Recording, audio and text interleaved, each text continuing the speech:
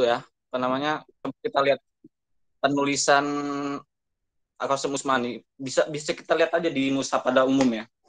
Kalau Qasim Utsmani itu jadi ada beberapa kaidah-kaidah seperti misalkan contoh ada pembuangan alif atau penambahan alif misalkan. Misalkan kita lihat surat Al-Fatihah alhamdulillahirabbil alamin. Itu kan kalau di mushaf coba dilihat di mushaf al-alamin itu ain itu pendek, langsung nyambung ke lam. Nggak dibaca pendek, nggak dibaca panjang. Tapi itu dibaca panjang ainnya. Nah, itu salah satu contoh apa namanya penerapan tarjih daripada Qasim Utsmani. Dan juga Ar-Rahman, mim itu kan panjang ya, mimnya panjang tapi ditulisnya pendek. Nah, itu salah satu contoh daripada penerapan Qasim Utsmani. Begitupun di ayat ketiga Maliki Yaumiddin. Itu kalau kita lihat dari sisi qiraat, Maliki itu kalau di Indonesia sendiri itu menggunakan qiraat daripada Imam Asim, riwayat daripada Hafs. Nah, riwayat Hafs itu kan baca Maliki Yaumiddin itu kan mimnya panjang. Maliki Yaumiddin. Nah, di Qasim Utsmani itu tidak diperbolehkan menambahkan alif pada ba'da mim setelah mim itu. Jadi tetap ditulis pendek. Itu salah satu kaidahnya. Iya. Jadi Maliki itu walaupun mim kita dibaca panjang berdasarkan riwayat Hafs itu tetap harus ditulis pendek. Karena Qasim Utsmani kaidahnya seperti itu. Jadi kalaupun dibaca panjang, ya itu udah urusan dobat itu, urusan tanda baca itu. Kalau tanda baca dengan Qasim itu sudah dua hal yang berbeda itu. Adapun misalkan Qasim Imla'i. Kalau Qasim Imla'i itu penulisan yang mana disesuaikan dengan bunyinya. Kalau bunyinya panjang, ya ditambahin alif. Kalau dipanjangnya ke kasroh, ditambahin ya. Kalau panjangnya ke domah, ditambahin waw. Misalkan Ar-Rahman, maka penulisannya setelah mim itu tambahin alif aja, karena itu Qasim Imla'i. Tapi kalau Qasim Utsmani, kaidahnya bukan seperti itu. Jadi kalau untuk kaidah penulisan Al-Quran, kalau menurut saya pribadi dan apa namanya berdasarkan pendapat daripada guru-guru saya, bahwasannya penulisan Al-Quran itu harus disesuaikan dengan Qasim Utsmani. Jadi misalkan ada pertanyaan, bolehkah apa namanya menulis Al-Quran dengan Qasim Imla'i? Kalau menurut para guru-guru saya, itu sebaiknya tidak. Karena apa? Karena kita itu mengenal bahwa Qasim Utsmani itu sifatnya tauqifi, kita hanya bisa taklid saja kepada apa namanya sebelum kita ya ini para sahabat, kita mengikuti mereka saja. Jadi kalau pakai Qasim Imla'i menurut saya tidak cocok dengan teks Al-Qur'an ya. Jadi sebagai apa namanya ada penambahan ya. Kurang lebih itu saja Pak. Terima kasih Pak. Ya baik Ali, terima kasih atas masukan dan tambahannya. Semoga jadi manfaat buat kita semua. Oke, Ihsan Ali tadi sudah menambahkan penjelasan, terima kasih ya, tentang perbedaan antara Qasim Utsmani dan Qasim Imla'i ya. Jadi sekilas sudah kita bahas bagaimana secara historis ya proses dari bagaimana Qasim Utsmani ini menjadi hal yang tauqifi ya, tauqifi yang harus kita ikuti, kita taklidi ya, menjadi sebuah konsep keilmuan bagi kita. Tentunya Qasim Imla'i yang imla atau pendiktaan atau penulisan secara bahasa yang kita tulis sesuai dengan apa yang kita dengarkan, tanda baca panjang ya baca terus panjang gitu. Nah, tentunya hal ini bagian daripada kehati-hatian daripada ulama ya dalam menjaga apa saya Al-Qur'an itu sendiri ya. Baik. Selanjutnya kita berikan silakan kepada yang lain ya.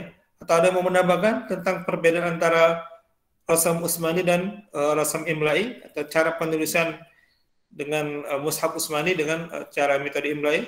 Silakan. Baik, izin bertanya Bapak. Silakan. Khususnya izin bertanya ya. Pertama di Mushaf ada perbedaan antara Mushaf yang orisinal dari Mushaf Utsmani dan cetakan Kemenak yang kita pakai saat ini pada umumnya.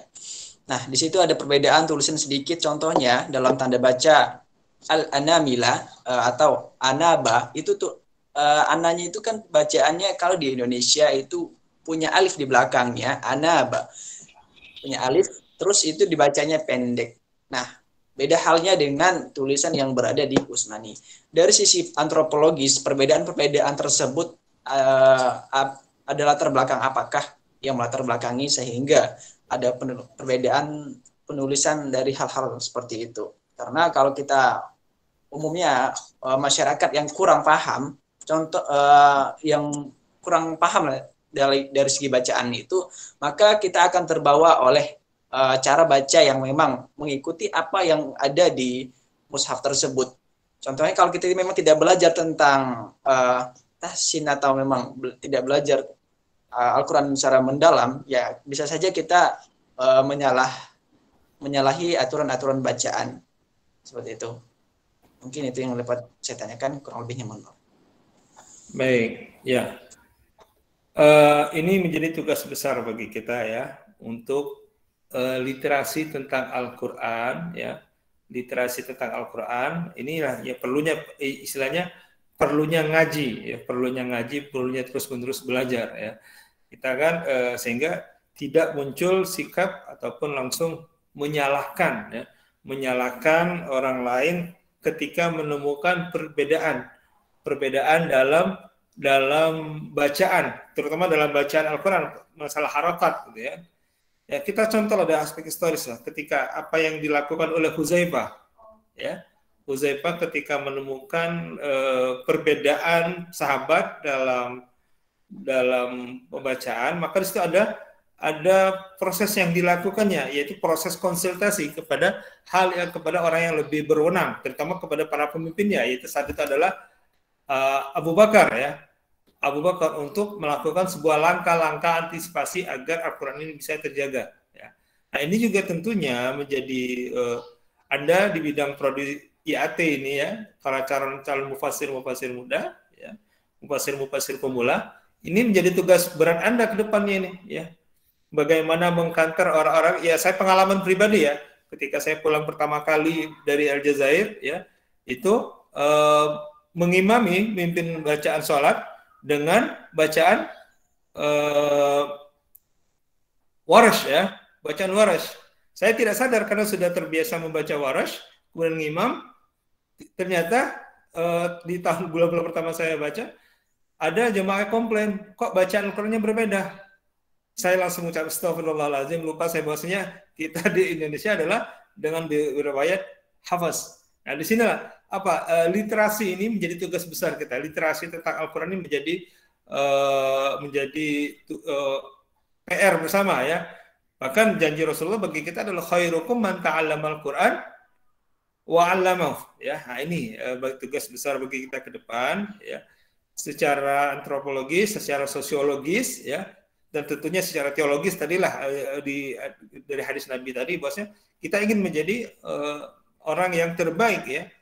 Banyak masyarakat yang mungkin literasinya masih kurang tentang hal ini ya, mungkin kita maklumi ya, mereka bukan bertafaqquh fiddin ya. Kita kalian yang bertafaqquh fi ulumil Quran ya, ini menjadi kewajiban ya. Salah satu tugas di bidang keislaman bagi kita adalah untuk memperkaya literasi Al-Quran bagi masyarakat. Nah, penjelasan-penjelasan inilah yang akan membuka wawasan ya. Wawasan bagi masyarakat dalam menyikapi perbedaan-perbedaan tanda baca, cara membaca dalam Al-Quran. Oke? Baik. Ada yang mau direspon? Atau menambahkan, silakan. Sudah, Pak. Cukup, ya.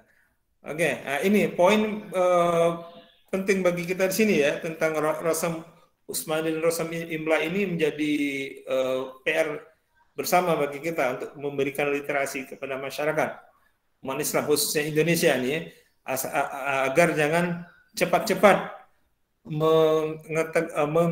menyalahkan bahkan sampai mentakfiri ya. Tadi kan digambarkan di situ kan bagaimana fenomena historis terjadi ya, ketika terjadi perbedaan cara baca antara sahabat dan tabi'in, anak-anak kekhawatiran daripada sahabat pada periode tabi'in nantinya terjadi perbedaan pendapat dalam cara membaca, panjang pendeknya, akhirnya terjadi konflik. Nah, inilah langkah-langkah ini ada perlu diantisipasi, perlu diambil tindakan.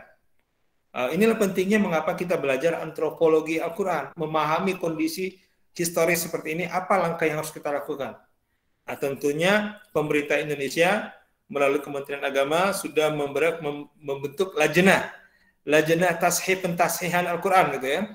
Ya, lajnah pentasihan Al-Quran yang tentunya kita harus ini, apalagi kemarin masalah penafsiran tentang Al-Maidah itu ya, tentang kepemimpinan, itu kan masalah penafsiran juga mengundang tanda petik ya tadi kembali kepada saya bilang tadi ya, proses penjagaan keagamaan itu konteks politis itu sangat cukup memberikan pengaruh ya dalam bagaimana langkah apa yang perlu diambil.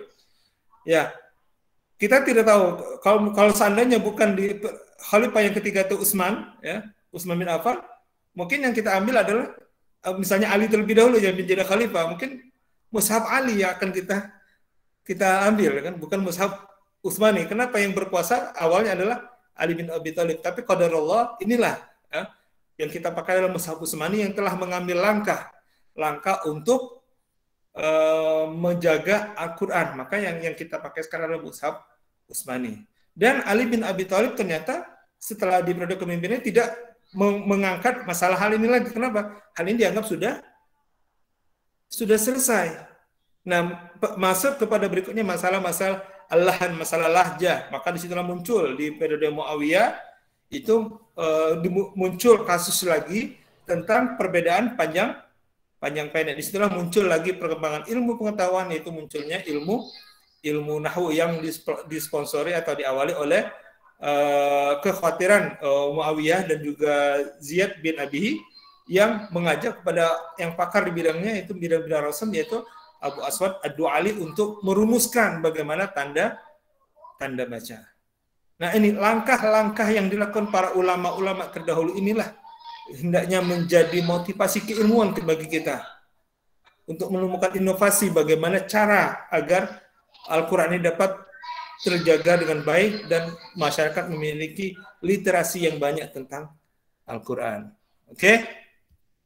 Baik. Silakan, mungkin ada yang mau ditambahkan atau mau mengklarifikasi, dipersilakan. Ihsan, Thayyib, atau pemakala, Taufik?